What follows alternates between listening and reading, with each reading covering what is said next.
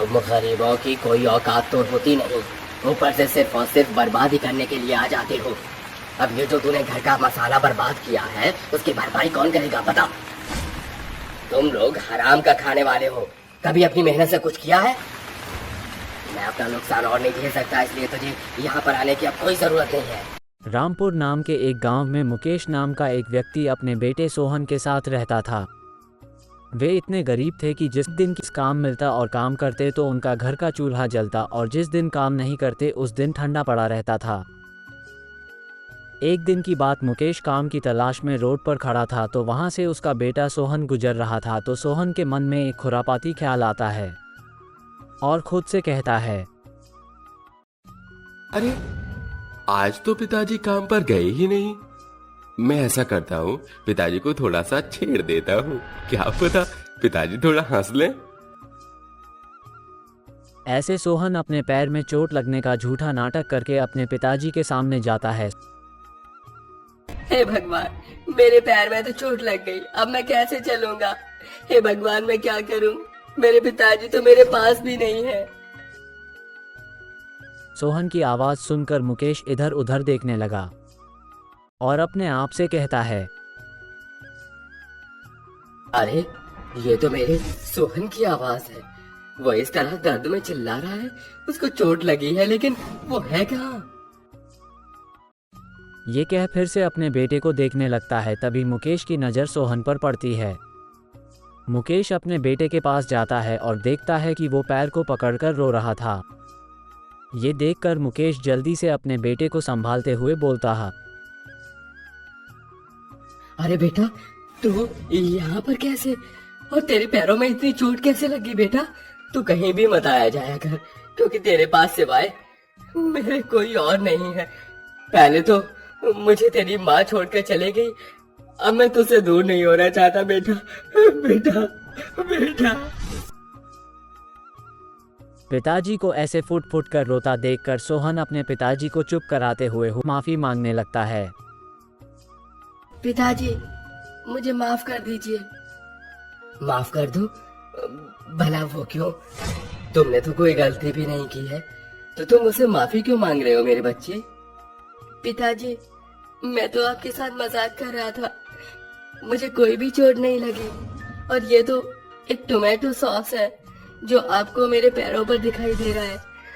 मैं आपको केवल हंसाने की कोशिश कर रहा था, क्योंकि आप अक्सर चिंता में रहते हैं, इसलिए मैंने ये सोचा कि आपको इस तरह थोड़ा सा ही सही लेकिन हंसाया जा सकता है। लेकिन मुझे नहीं पता था कि आपको मेरा मजाक कितना बुरा लगेगा कि आप मुझे लेकर रोने ही लगेंगे। मैं आज के बाद आपके साथ कभी भी कोई भी ऐसा मजाक नहीं करूंगा जिससे आपको बुरा लगे या आपको दुख पहुंचे। वे दोनों आपस में बातें कर ही रहे थे कि इतने वहां पर एक व्यक्ति आता है और मुकेश को अपने साथ काम करने के लिए कहता है और अपने साथ ले जाता है। मुकेश अच्छे से काम करने लगता है। ऐसे ही दिन निकलते गए। एक दिन भारी बारिश आने लगी। मुकेश उस बारिश में काम कर रहा था। जैसे ही मुकेश घर बनाने का मसाला मिक्स करता है, वो सारा मसाला बारिश में ख़राब हो जाता है। ये देख उसके मालिक को गुस्सा आ जाता है और मुकेश से गुस्से में बोलता है, तुम गरीबों की कोई औकात तो होती नहीं, ऊपर से सिर्फ और सिर्फ बर्बादी करने के लिए आ जाते हो। अब ये जो तूने घर का मसाला बर्बाद किया है उसकी भरपाई कौन करेगा बता। तुम लोग हराम का खाने वाले हो, कभी अपनी मेहनत से कुछ किया है? मैं अपना नुकसान और नहीं झेल सकता, इसलिए तुझे यहाँ पर आने की अब कोई जरूरत नहीं है। मालिक, अगर मैं कल से नहीं आऊंगा तो मैं अपने बच्चे को क्या खिलाऊंगा? मैं आपके आगे हाथ जोड़ता हूँ मालिक, मुझे काम पर से मत निकालिए, इसमें मेरी कोई गलती नहीं है। बारिश की वजह से ये मसाला खराब हो गया। मैं आगे से ध्यान रखूंगा मालिक कि जब भी बारिश होगी वो मसाला मैं किसी छत के ही नीचे बनाऊंगा, लेकिन मुझे काम पर से मत निकालिए। अच्छा, तो अब तूने मुझसे जबान भी लड़ाई, अब तेरे को तो तेरी मजदूरी भी नहीं मिलेगी। तो खुद जाएगा यहाँ से या मैं तुझे धक्के मार कर निकाल दूं। बेचारा मुकेश अपने आंखों में आंसू लिए घर आ जाता है। और उदास हो जाता है। ऐसे ही कई दिन बीत चुके थे, पर मुकेश काम पर नहीं जाता था और ऐसे ही धीरे धीरे मुकेश को अपने बेटे की चिंता उसे सताए जा रही थी। अपने पापा को ऐसे चिंता में देखकर सोहन अपने आप से कहता है, पिताजी, आप इतनी चिंता में रहने लगे और अब तो वो काम पर भी नहीं जाते। मुझे पिताजी से इस बारे में बात करनी ही होगी कि आखिर वो इतनी चिंता में क्यों रहते हैं। आखिर क्या बात है जिस वजह से पिताजी इतना चिंता लेते हैं। चिंता की वजह से वो इतने बीमार पड़ गए। इतना कहकर सोहन अपने पापा के पास जाकर बोलता है, पिताजी, आप इतनी चिंता में क्यों रहते हैं? आखिर क्या बात है? अब मैं बड़ा हो रहा हूँ, इसलिए आप मुझे अपनी परेशानी बता सकते हैं पिताजी।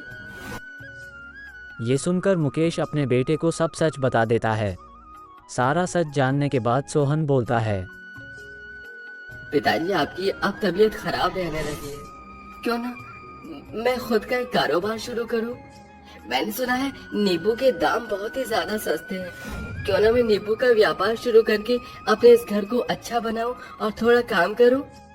मुकेश अपने बेटे की बातों से सहमत होता है, लेकिन वो अपने बेटे से बोलता है, बेटा सोहन, मेरे पास तुम्हारा ये बिजनेस शुरू करने के लिए पैसे नहीं है, लेकिन हाँ, मैंने जितने भी आज तक पैसे बचाए हैं वो मैं अब तुम्हें दे रहा हूँ। इन पैसों का मोल समझना और उसे बेकार में ही व्यर्थ मत जाने देना बेटा। आप चिंता मत कीजिए पिताजी। इतना कहकर सोहन अपने पिता से पैसे लेता है और बाजार में नींबू लेने चल देता है। वह नींबू का भाव पूछता है। काका, नींबू कैसे दिए? बेटा, अभी तो नींबू के दाम सही चल रहे हैं। 10 रुपए के पूरे 10 नींबू मिलते हैं। काका की बात सुनकर सोहन अपने पैसों की तरफ देखता है, जहां उसके हाथों में 50 का नोट था। वह उस पूरे 50 रुपए का नींबू ले लेता है और वह अपने नींबू का स्टॉक भर लेता है। धीरे धीरे करके वह ठेले पर अपने नींबू रखता है और गली गली जाकर नींबू बेचना शुरू कर देता है। नींबू वाला, नींबू ले लो, ताजा ताजा रसीला नींबू ले लो। एक बार नींबू का रस पियोगे तो बार बार नींबू खरीदोगे। नींबू ले लो। सोहन के रसीले नींबू को देखकर उसके ठेले पर अब भीड़ लग जाती है। इस तरह अब उसके 50 रुपए के नींबू बिक गए थे। सोहन के पास अब 50 रुपए के नींबू के बदले उसका दुगना आया था। ये देखकर सोहन खुश हो जाता है और अगली सुबह एक बार फिर नींबू बेचने लगता है। इस तरह सोहन अपने नींबू बेचता रहता है और अपनी तरक्की करता रहता है। धीरे धीरे वह अपने इस काम में इतना आगे बढ़ गया कि उसके नींबू को खरीदने के लिए लंबी लंबी लाइनें लगने लगी। ये देखकर उसके पिता को अब सुकून मिल गया कि उसका बेटा अब खुद के पैर पर खड़ा है और इस तरह दोनों बाप बेटे एक साथ मिलकर अपने नींबू का कारोबार चलाने लगे। वह अब बहुत ही ज्यादा अमीर हो गए थे और खुशी से अपना जीवन व्यतीत करने लगे।